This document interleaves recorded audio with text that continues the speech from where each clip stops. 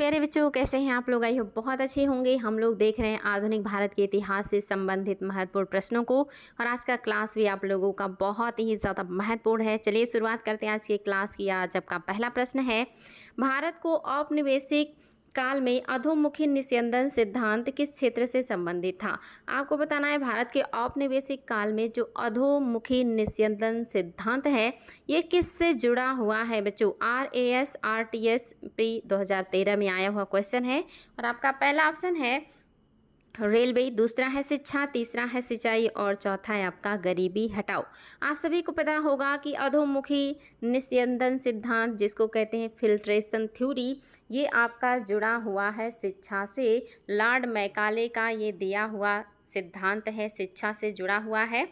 भारत की औपनिवेशिक काल में अधोमुखी निस्यंदन सिद्धांत, the theory of down word filtration, शिक्षा के क्षेत्र से संबंधित था। इस सिद्धांत का अर्थ था कि शिक्षा समाज के उच्च वर्ग को ही दी जाए। इस वर्ग से छन छन करके ही शिक्षा असर जो है वो क्या होगा, साधारण जन सामान्य तक पहुँचे। मैकाले का कहना था कि सीमित साधनों से समस्त जनता का शिक्षित या मतलब जनता को शिक्षित करना संभव नहीं है। तो याद रखेंगे, जो मैकाले कहते हैं उच्च स्तर के लोगों को शिक्षा दिया जाए, धीरे धीरे करके निम्न स्तर तक शिक्षा अपने आप छन छन करके पहुंच जाएगी, क्योंकि इस सीमित संसाधन में पूरे भारतीयों को पढ़ाना असंभव है। इसलिए हम उच्च वर्ग के लोगों को पढ़ाएंगे और वो लोग बाद में नीचे वर्ग के लोगों को पढ़ाएंगे। नेक्स्ट क्वेश्चन, निम्नलिखित में से किसने या किससे भारत में अंग्रेजी शिक्षा की नींव पड़ी?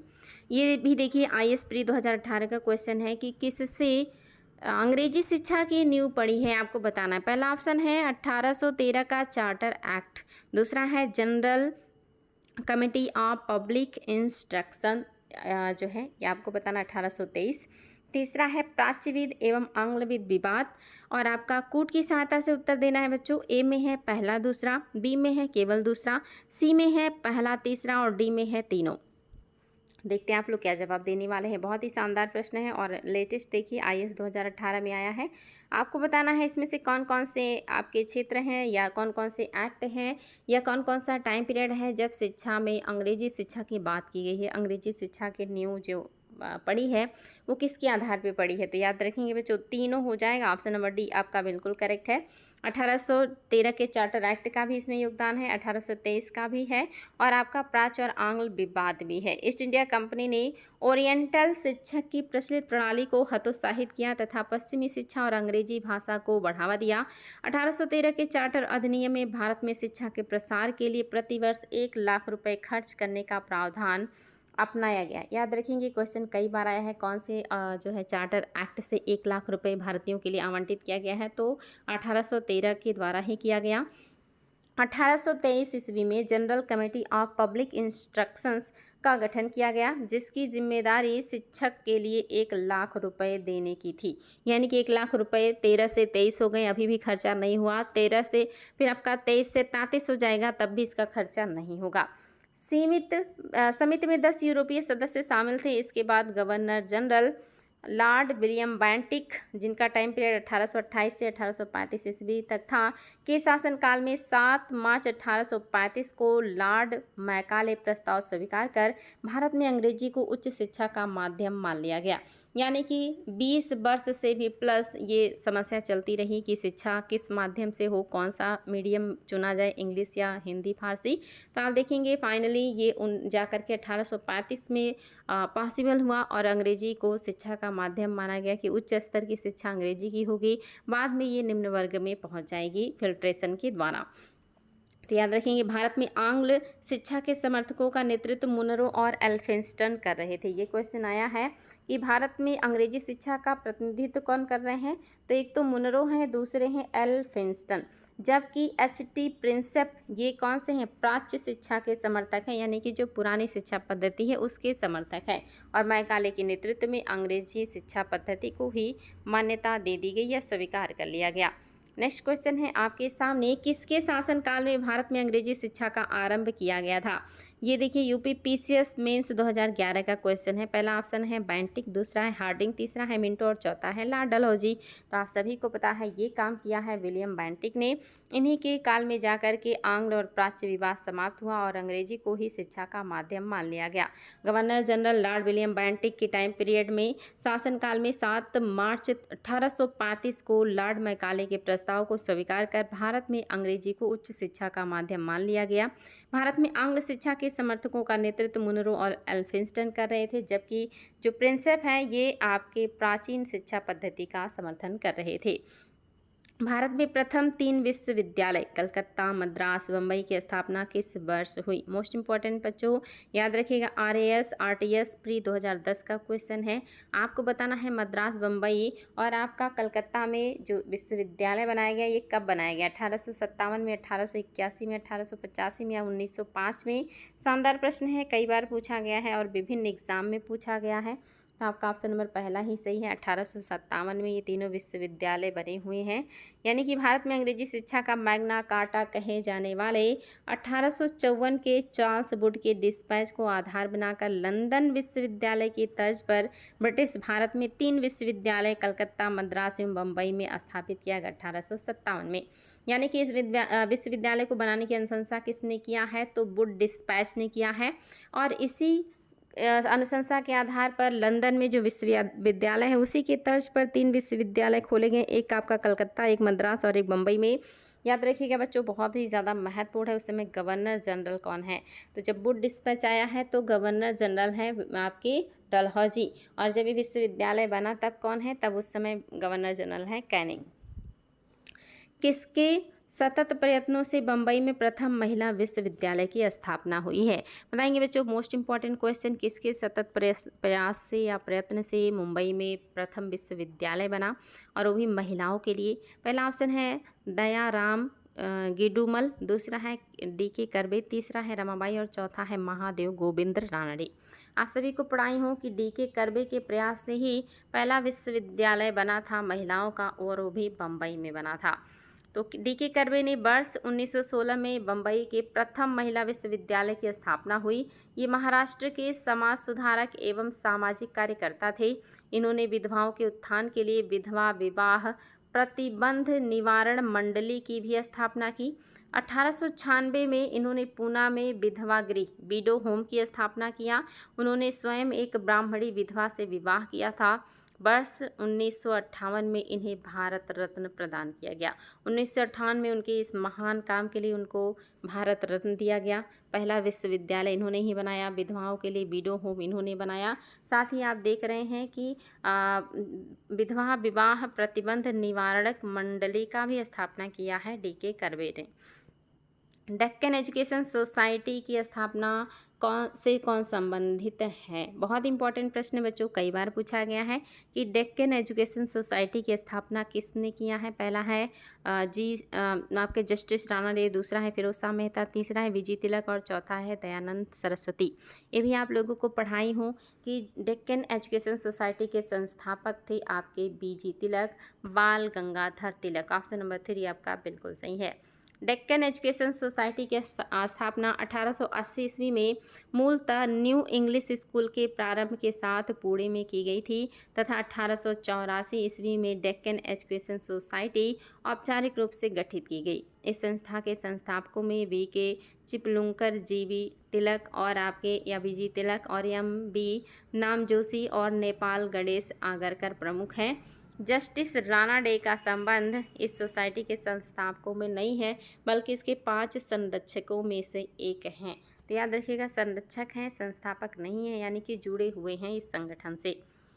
निम्नलिखित कॉलेजों में से सर्वप्रथम किसकी स्थापना हुई थी? आपके सामने कुछ कॉलेज दिए हैं, आपको बताना इसमें से कौन सा कॉलेज है जो सबसे पहले बना या स्थापित हुआ। UPPCS प्री 2012 में आया हुआ प्रश्न है। पहला हिंदू कॉलेज कलकत्ता, दूसरा है दिल्ली कॉलेज, तीसरा है म्यो कॉलेज और चौथा है मुस्लिम एंग्लो ओरिएंटल कॉलेज। तो आप सभी को बताने बच्चों, पढ़ाई हूँ आप लोगों को कि पहला जो हिंदू कॉलेज बना है वो कहाँ बना है? कलकत्ता में बना है, इसलिए आपका यही सही हो जाएगा। राजा राम मोहन राय जो कि आधुनिक शिक्षा के सबसे प्रारंभिक प्रचारकों में से एक थे, 1817 ईस्वी में इन्होंने डेविड हेयर एवं अलेक्जेंडर डब के साथ मिलकर कलकत्ता में प्रसिद्ध हिंदू कॉलेज की स्थापना की थी। मेयो कॉलेज की स्थापना 1875 ईस्वी में अजमेर में, मुस्लिम एंग्लो ओरिएंटल कॉलेज की स्थापना 1875 में अलीगढ़ में एवं दिल्ली कॉलेज की स्थापना 1824 ईस्वी में हुई है। तो आप देख रहे हैं डेट के हिसाब से सबसे प्राचीन कौन सा हो जाएगा, तो आपका 1817 में स्थापित कलकत्ता का प्रसिद्ध हिंदू कॉलेज हो जाएगा। याद रखेंगे बच्चों, ये सारे ईयर आप लोगों को पता होना चाहिए कब कहाँ किस विश्वविद्यालय की स्थापना हुई है। नेक्स्ट क्वेश्चन आपके सामने आ चुका है, बहुत ही शानदार प्रश्न है, आईएएस प्री 2018 का है। भारत में औपनिवेशिक शासन के दौरान शैक्षणिक संस्थानों के संदर्भ में निम्नलिखित युग्मों पर विचार कीजिए। शैक्षणिक संस्थानों के बारे में विचार करना है बच्चों। एक तरफ आपके संस्थान है और दूसरी तरफ संस्थापक हैं। आपको कूट की सहायता से बताना है कौन सा है जो सही सुमेलित है। क्या बनारस का संस्कृत कॉलेज विलियमसन ने स्थापित किया था? क्या कोलकाता मद्रास जो विद्यालय है इसको, यहाँ पे मदरसा होना चाहिए था, कोलकाता मदरसा, क्या इसको वारेन हेस्टिंग ने स्थापित किया था? क्या फोर्ट विलियम कॉलेज को आर्थर वेलेस्ली ने स्थापित किया था? बहुत ही शानदार प्रश्न है बच्चों, आईएएस का है तो निश्चित ही बहुत आसान नहीं होगा, लेकिन बहुत ही शानदार है, याद रखिएगा। कूट की सहायता से उत्तर देना है। ए में है पहला दूसरा, बी में है केवल दूसरा, सी में है पहला तीसरा और डी में है केवल तीसरा। आपके सामने ऑप्शन है और आपके सामने कूट भी, याद रखेंगे आपका केवल और केवल दूसरा सही है। कलकत्ता में मदरसा की स्थापना वारेन हेस्टिंग ने किया था और आपको मैंने बताया था 1781 की घटना है ये। बनारस में संस्कृत कॉलेज की स्थापना 1791 ईस्वी में हुआ है और ये विलियमसन नहीं बल्कि जोनाथन डंकन के प्रयास से हुआ था। फोर्ट विलियम कॉलेज की स्थापना आर्थर वेलेस्ली ने नहीं बल्कि लॉर्ड वेलेस्ली ने किया था। तो देख लीजिए, बहुत ही शानदार प्रश्न है आपका। कलकत्ता संस्कृत कॉलेज की स्थापना जोनाथन डंकन ने किया है 1791 में। कलकत्ता मदरसा की स्थापना वारेन हेस्टिंग ने 1781 में किया है। फोर्ट विलियम कॉलेज की स्थापना 1800 में हुआ है, लॉर्ड रिचर्ड कार्ल आपका वेलेस्ली के द्वारा किया गया, लॉर्ड रिचर्ड कार्ल वेलेस्ली के द्वारा किया गया। बच्चों ध्यान दीजिएगा, ये सारे फैक्ट आप सभी को बिल्कुल याद होनी चाहिए। निम्नलिखित में से किसने भारतीय विश्वविद्यालय में धार्मिक शिक्षा के लिए प्रबल रूप से वकालत की? यूपीपीसीएस मेंस 2005 का क्वेश्चन है कि कौन है जो कहते हैं भारतीय विश्वविद्यालयों में धार्मिक शिक्षा भी दी जानी चाहिए। पहला ऑप्शन है बाल गंगाधर तिलक, दूसरा ऑप्शन है स्वामी विवेकानंद, तीसरा है महात्मा गांधी और चौथा है मदन मोहन मालवीय। आपके सामने है चार ऑप्शन और आपको बताना है कि उत्तर सही क्या होगा।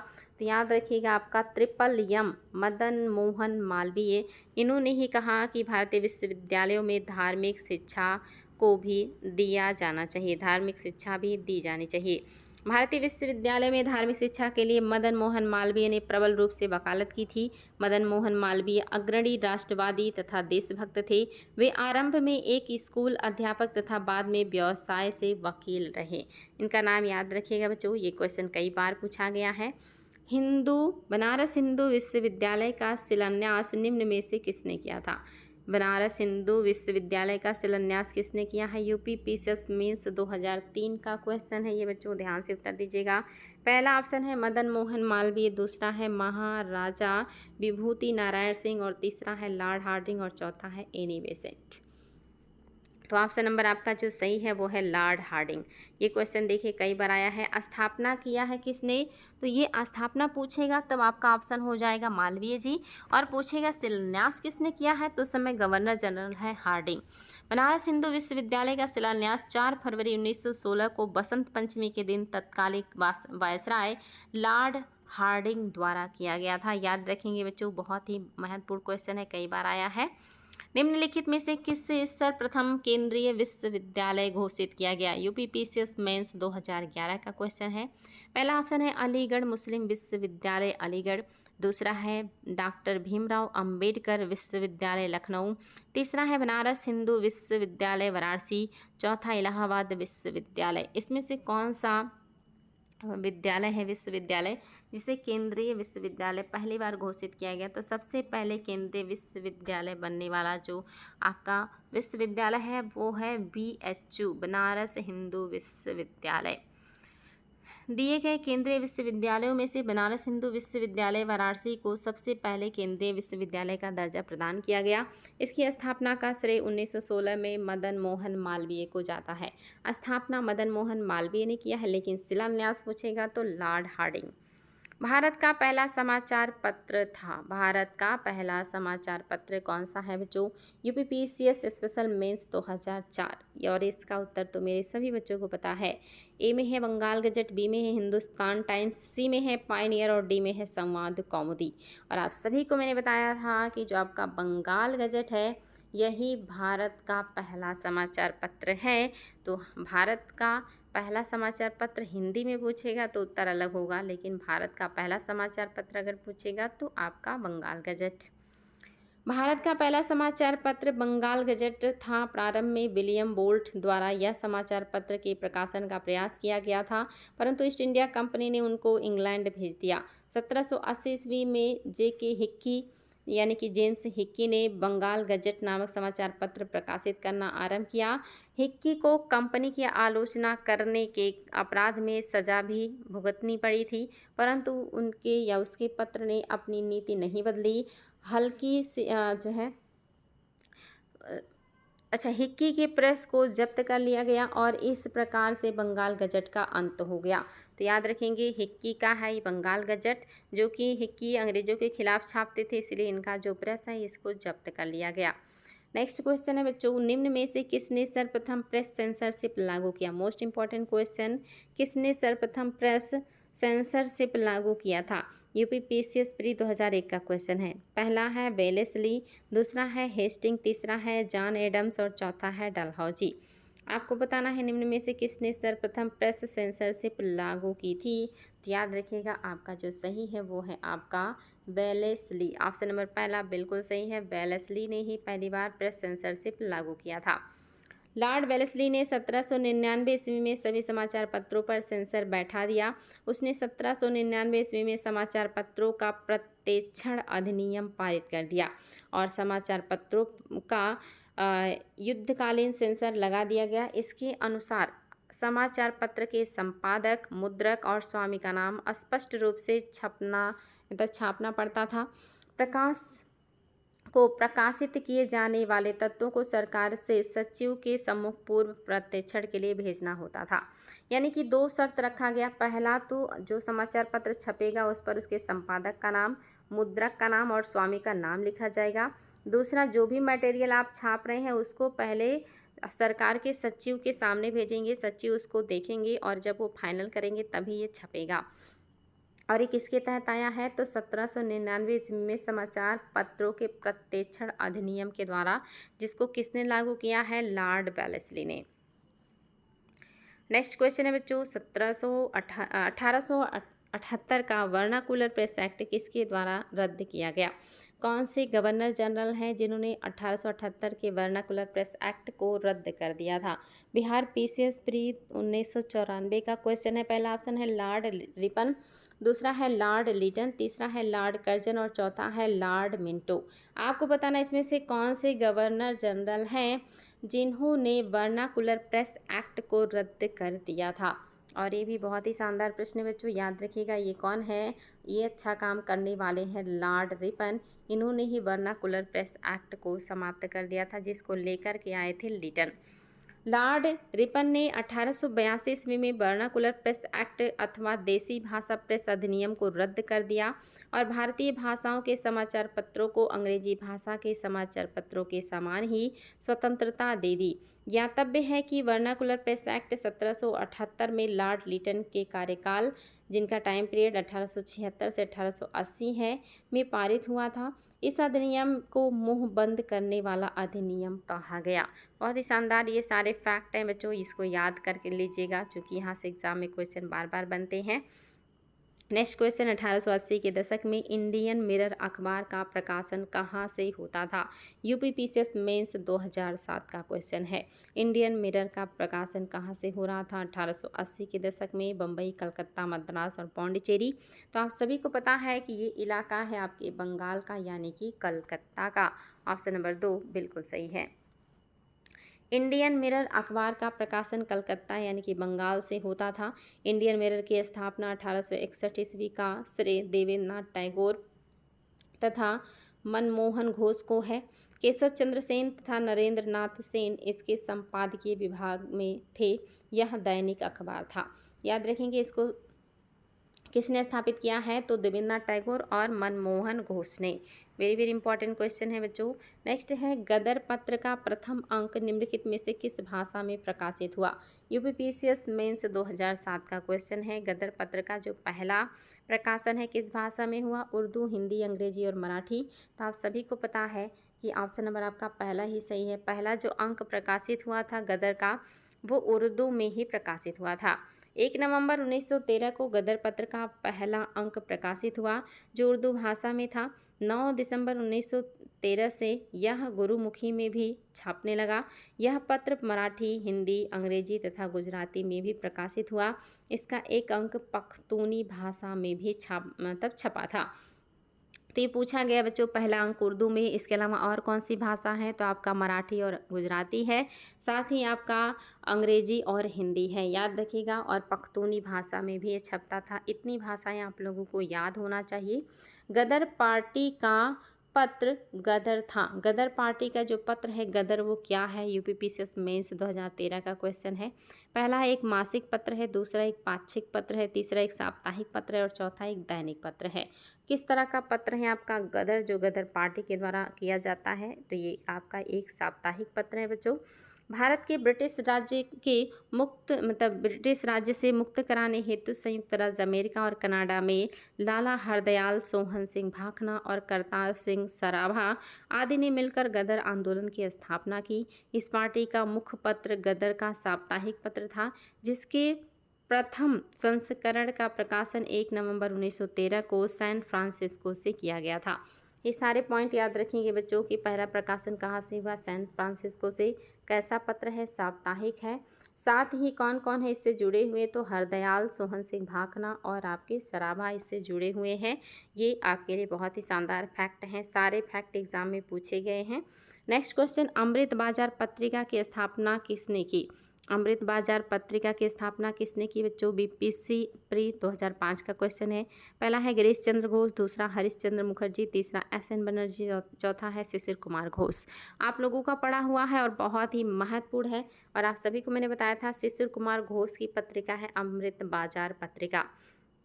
अमृत बाजार पत्रिका की स्थापना शिशिर कुमार घोष ने 1868 ईस्वी में कलकत्ता में की। प्रारंभ में यह बंगाली भाषा में प्रकाशित होती थी। 1878 में देसी भाषा प्रेस अधिनियम से बचने के लिए यह रातों रात अंग्रेजी भाषा में रूपांतरित हो गई। गिरीश चंद्र घोष ने बंगाली का प्रकाशन 1862 ईस्वी में शुरू किया, जिसे 1889 ईस्वी में 79 ईस्वी में एस.एन. बनर्जी ने ले लिया। हिंदू पैट्रियट की स्थापना भी गिरीश चंद्र घोष ने की थी। बाद में हरिश्चंद्र मुखर्जी इसके संस्थापक बन गए। तो याद रखेंगे बच्चों, ये सारी चीज़ें आप लोगों को याद होनी चाहिए। आपका महत्वपूर्ण है कि अमृत बाजार पत्रिका के संपादक कौन है और ये कब से संपादन शुरू हुआ, किस भाषा में प्रकाशित होता था और इसने अपने आप को रातों रात अंग्रेजी भाषा में रूपांतरित कर लिया था। ये सारी बातें एग्जाम में बार बार पूछी गई हैं और उम्मीद है कि आप लोग ये सारी चीज़ें अच्छे से लर्न कर रहे होंगे। नेक्स्ट है क्रांतिकारी काल निम्नलिखित लोकप्रिय पत्रकारों में से कौन अनेक कारणों से कांग्रेस की आलोचना करती थी। इसमें से कौन से क्रांतिकारी आपके पत्र हैं जो कि आलोचना करते हैं कांग्रेस की। यूपीपीसीएस मेंस 2011 का क्वेश्चन है। पहला है बंगवासी, दूसरा है काल, तीसरा है केसरी और चौथा उपरोक्त सभी।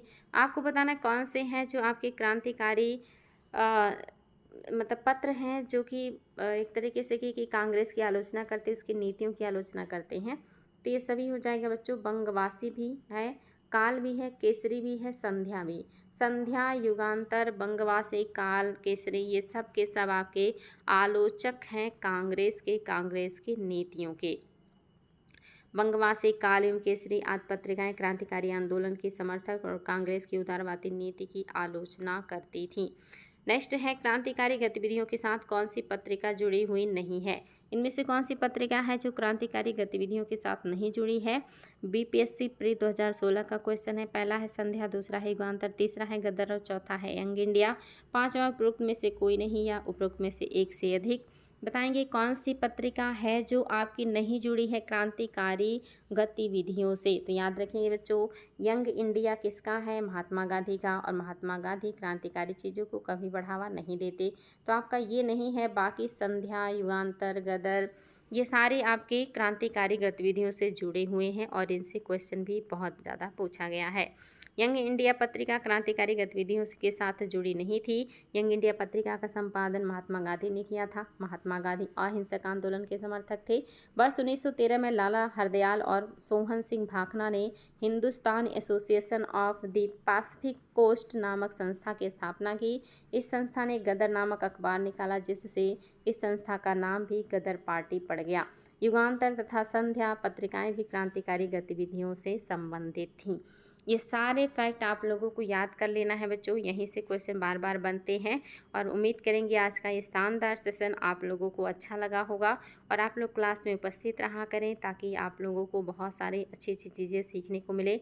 आपका भविष्य, आपका जो कैरियर है वो बेहतर हो। और आप लोगों की उपस्थिति देख करके क्लास में बहुत अच्छा लगता है बच्चों, तो उपस्थित रहा कीजिए आप लोग समय से। आज के लिए इतना ही। थैंक